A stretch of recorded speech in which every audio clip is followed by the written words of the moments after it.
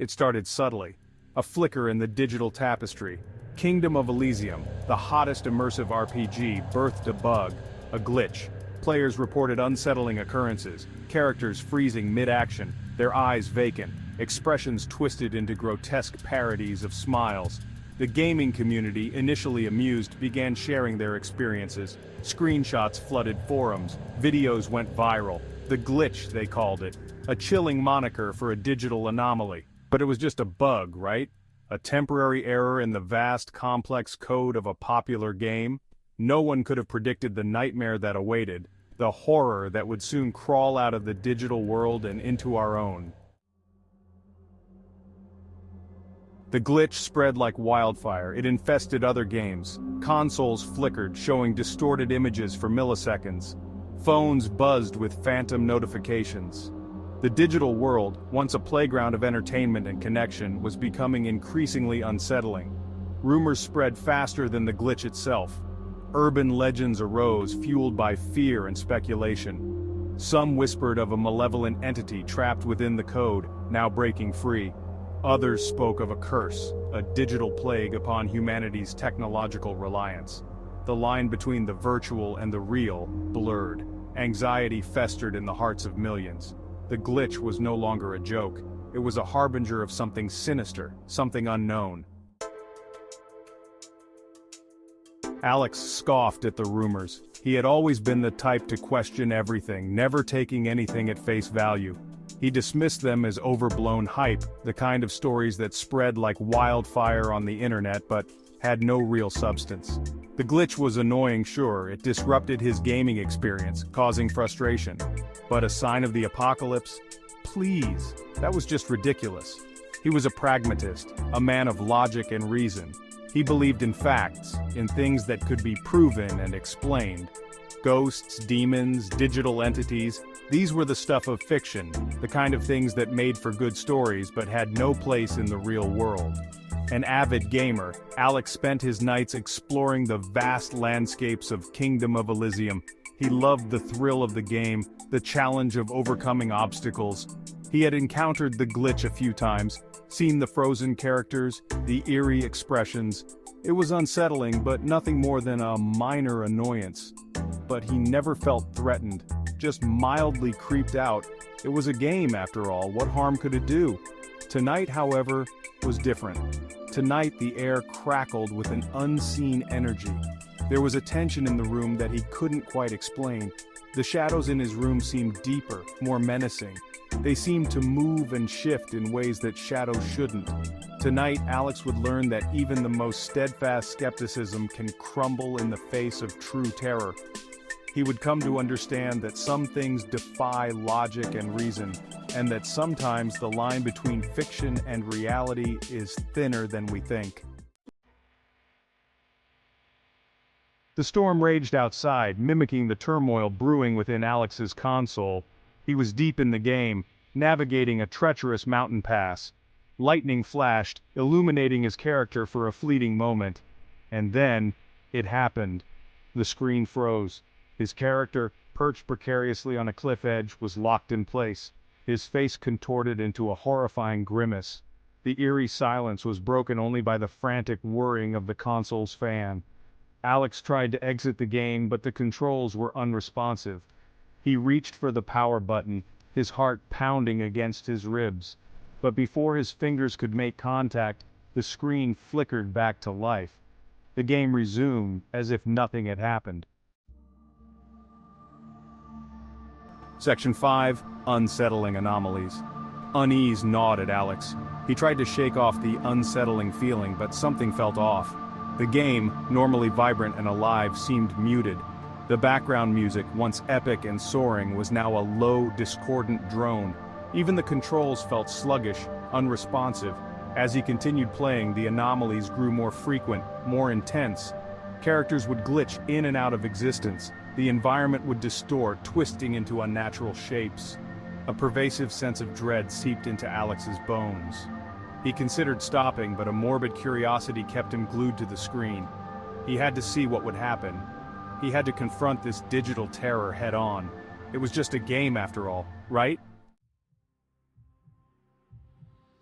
Section 6. Fear's grip tightens.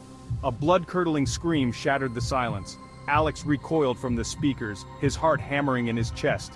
The scream came from the game, but it sounded far too real, too close. His character was gone, vanished from the screen. In his place stood a figure shrouded in shadow. Its edges flickered and wavered, defying the game's graphics engine. It was then that Alex realized, with a chilling certainty, that this was no ordinary glitch. This was something else, something sinister, something that had crossed the boundary between the virtual and the real. Section 7. The distortion emerges. The figure began to move slowly at first, then with increasing speed, it glided across the screen, its movements jerky and unnatural. It was heading towards Alex, or rather towards the screen, towards him. Terror, raw and primal, seized Alex. He tried to turn away, to break free from the hypnotic grip of the screen, but he couldn't. It was as if an invisible force held him captive. The figure reached the edge of the screen. Its form wavered, stretched, and then with a deafening crackle of static it broke free. Section 8. A desperate escape. Alex finally tore his gaze from the screen, his heart hammered against his ribs like a frantic drummer. He scrambled back from the TV, tripping over his gaming chair in his haste. He expected to see... what? A monster? A ghost? But there was nothing there. Just the flickering light of the TV screen and the distorted remnants of the game world. Had he imagined it? Was the stress finally getting to him? He slowly got to his feet, his eyes darting around the room. The storm outside had intensified, the wind howling like a banshee. Rain lashed against the windows, blurring the line between the real and the reflected. Section 9. Reality's thin veil. A low growl emanated from the corner of the room. Alex spun around, his blood turning to ice. Standing there, partially obscured by shadow, was the figure. It was no longer a collection of pixels on a screen. It was real, tangible, and it was coming for him. The figure lunged. Alex screamed and threw his hands up to protect himself. He closed his eyes, bracing for the impact, but it never came. He opened his eyes to see the figure dissipating into thin air, leaving behind a faint smell of ozone and a lingering sense of dread. He was safe. For now. Section 10. The Glitch Lingers. Alex didn't sleep that night. He sat on his bed staring at the blank TV screen, his mind racing. Every shadow seemed to move, every sound amplified in the silence of the night. His sanctuary, once a place of peace, now felt like a prison. The glitch was real. It had crossed over, invaded his sanctuary. It wasn't just a figment of his imagination or a digital anomaly. It was something more sinister, something that defied explanation. What had he unleashed? The storm raged on, a fitting soundtrack to his turbulent thoughts. Lightning flashed, casting eerie shadows on the walls, and the thunder seemed to echo his inner turmoil. The events of the night played over and over in his mind, each replay etching the terror deeper into his memory. He could still hear the distorted sounds, see the flickering images. It was as if the glitch had imprinted itself on his very soul. He had stared into the abyss, and the abyss had stared back. The reflection in the TV screen was not just his own, it was something else, something otherworldly. He knew he couldn't ignore what had happened. He had to understand it. The fear was paralyzing, but the need for answers was stronger. He had to delve deeper to uncover the truth behind the glitch. He had to find a way to stop it. But how do you fight a nightmare? How do you confront something that exists beyond the realm of reality? His mind raced with questions, each more daunting than the last. How do you stop a glitch in the fabric of reality itself? The city outside seemed oblivious to his plight.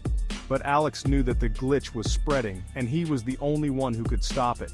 The weight of this realization pressed heavily on him, but he was determined to find a way. Section 11. A World Forever Changed.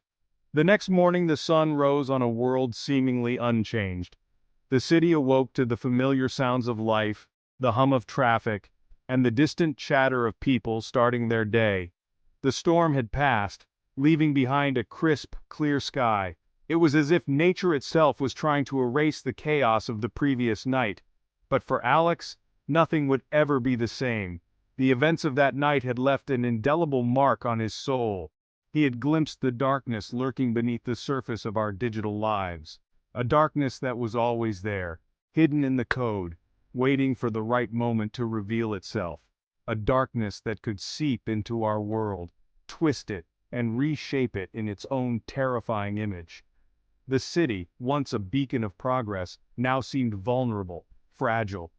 He knew he could never look at a screen the same way again. Every pixel, every line of code now held a sinister potential. He knew he could never fully escape the memory of that night, the terror of the glitch. It haunted his dreams, a relentless reminder of the fragility of our digital world. He was left with a chilling question, a seed of doubt planted deep within his mind. What if the glitch was just the beginning? What if there were other horrors lurking in the shadows, waiting for their chance to break free? What other horrors lurked within the digital depths, waiting for their chance to break free? The thought was enough to send shivers down his spine, a constant reminder that the world had changed forever,